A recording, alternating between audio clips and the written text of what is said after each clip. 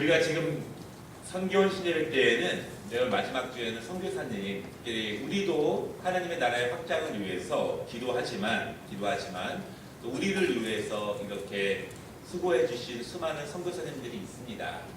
물론 하나님께서 그분들을 기억하시겠지만 우리도 은혜를 잊지 않는 것이 너무나 중요합니다.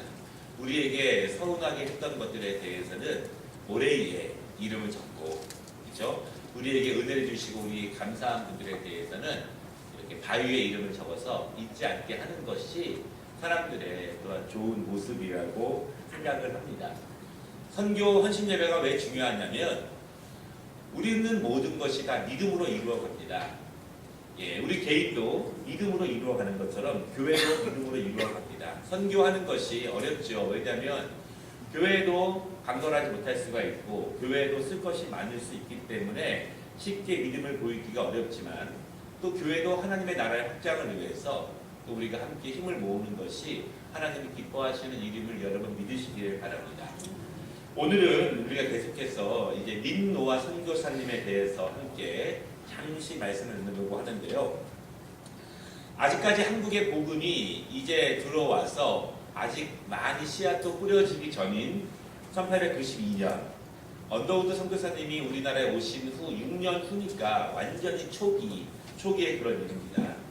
한 젊은 선교사 부부가 낯선 이 조선 땅에 첫 발을 디뎠습니다.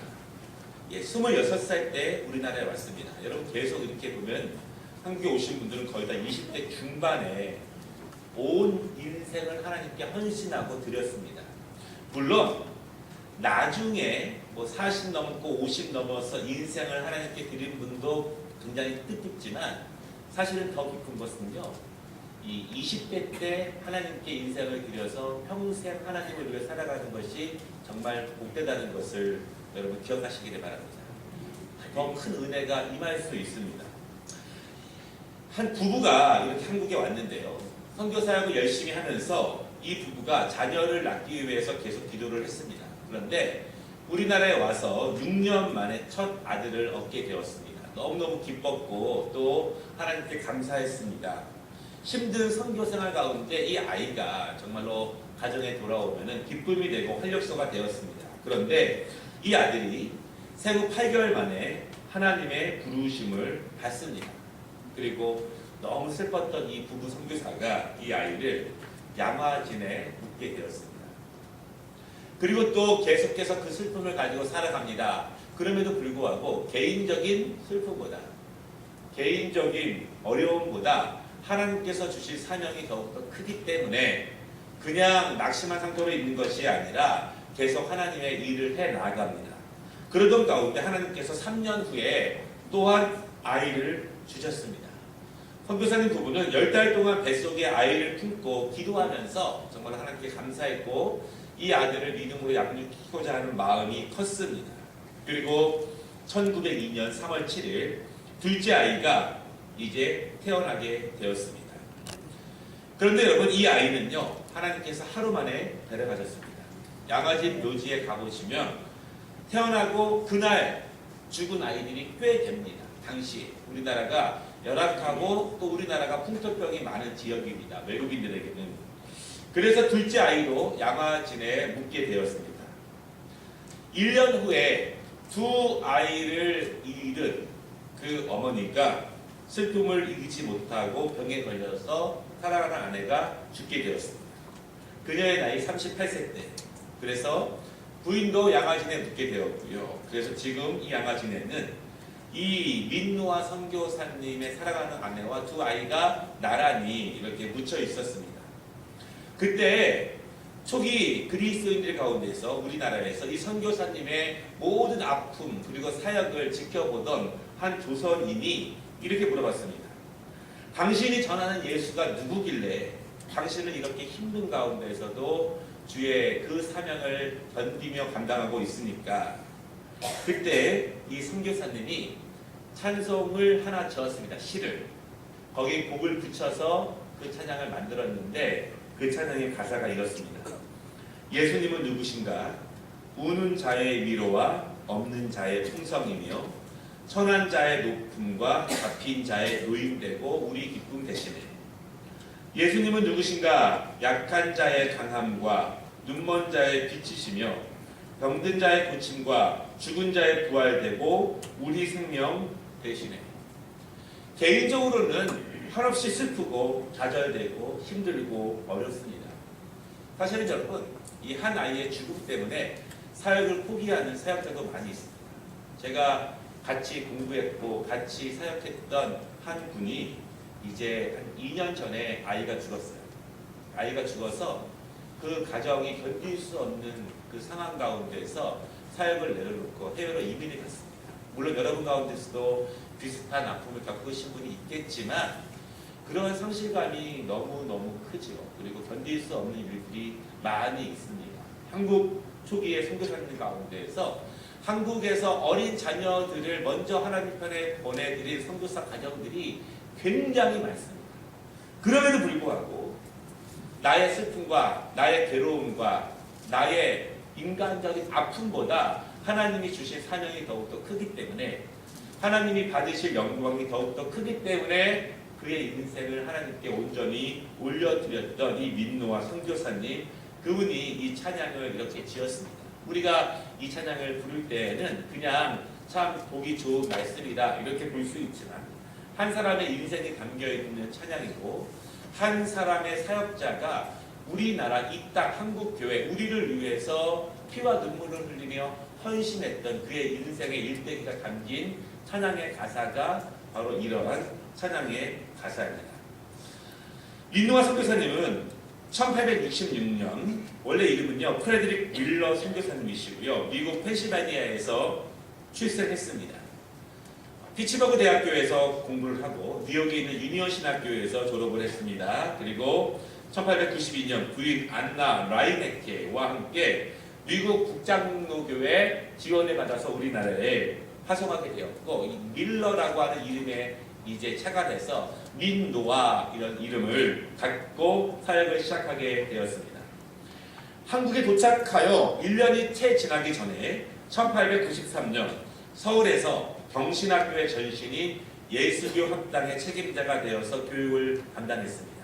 그때 안창호 선생님이 학생이었습니다. 여러분 제가 여러 번 말씀드리죠.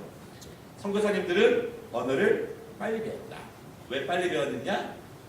하나님의 사명이기 때문에 목숨 걸고 배웠다. 우리 전도사님 가운데서 이제 여름에 헬라어를 공부하실 때 제가 이렇게 얘기했어요. 언어가 제일 쉽다. 언어가 제일 쉽다. 왜냐하면 언어는 외우기만 하면 되는 거니까 제일 쉽다.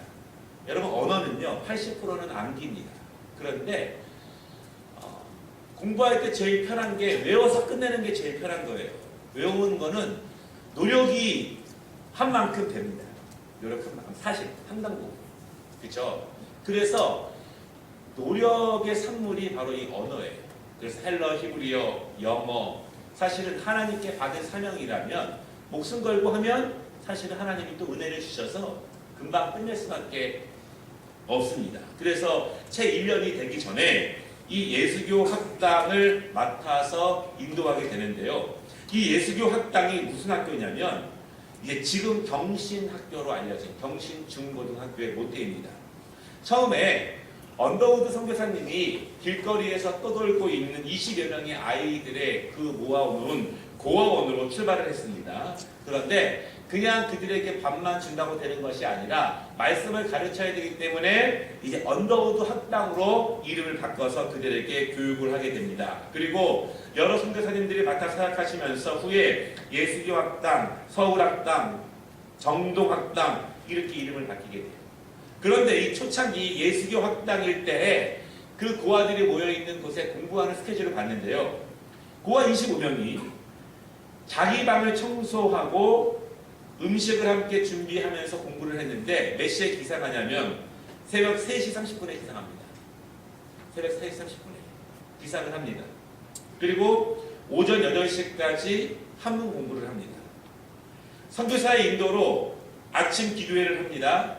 아침 식사를 하고 영어 공부와 성경 공부를 합니다. 이렇게 오후까지 내내 공부를 합니다. 공부 여러분 되게 많이 했죠. 예, 공부 굉장히 많이 시켰습니다. 여러분 예수 믿는 사람들이 IQ가 나쁠 수는 있지만 열심은 해야 돼요. 열심히 해야 되는 것은 맞습니다. 굉장히 열심히 그렇게 공부했습니다. 그런데 이 학교가 여러 번에 걸쳐서 수업이 중단되는 일이 있었는데요.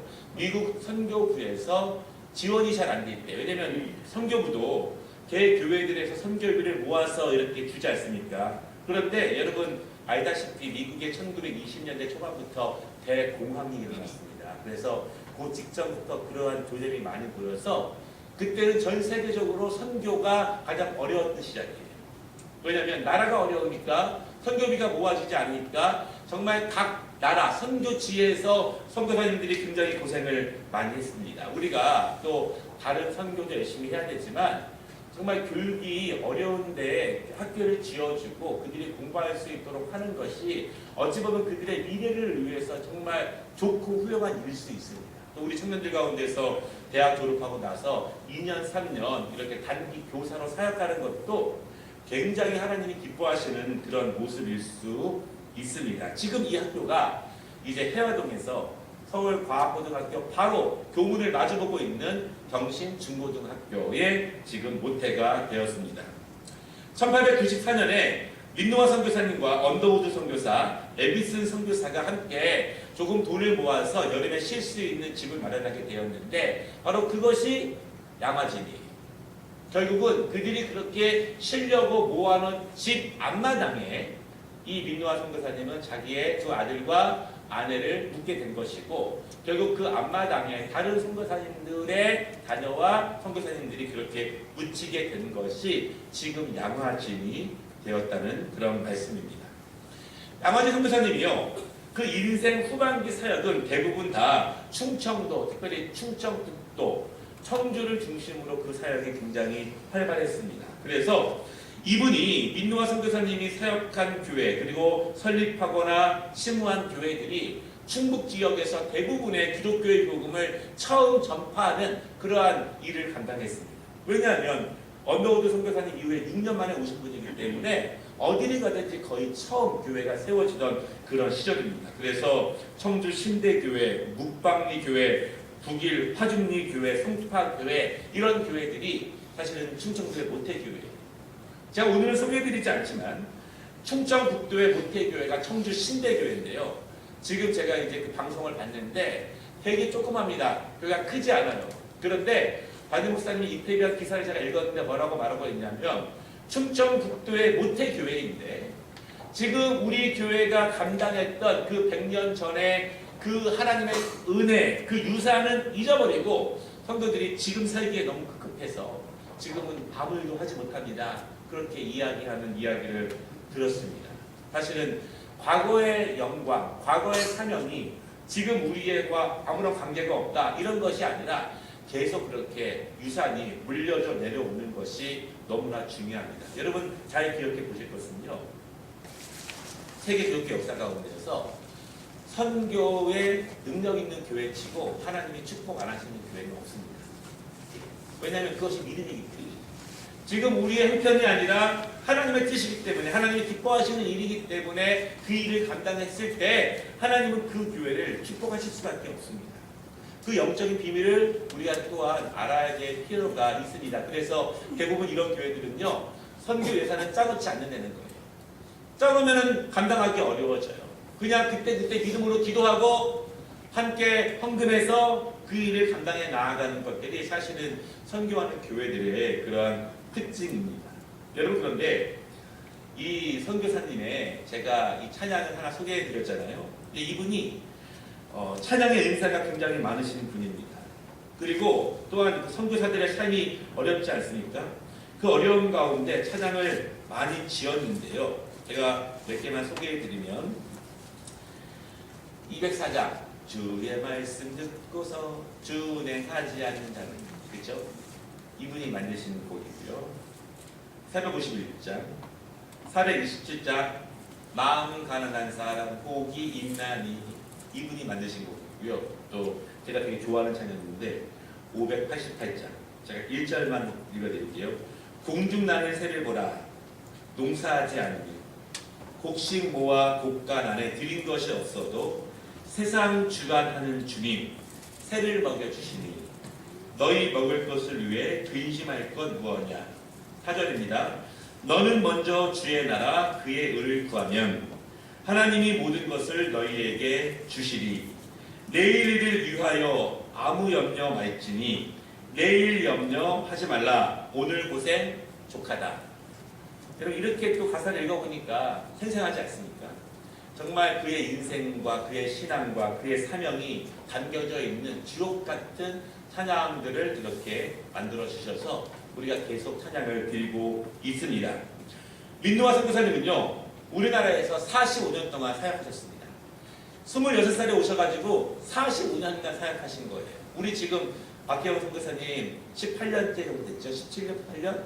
그쵸? 이 45년 채우려면 앞으로 한 28년 더 하셔야 돼요. 더 하셔야 돼요. 우리나라가 아직까지 그런 선교사님 없습니다. 20년, 6년도가 거의 최고예요. 그런데 여러분 45년 하셨어요. 그 중에서 33년을 청주에서 사역하셨습니다.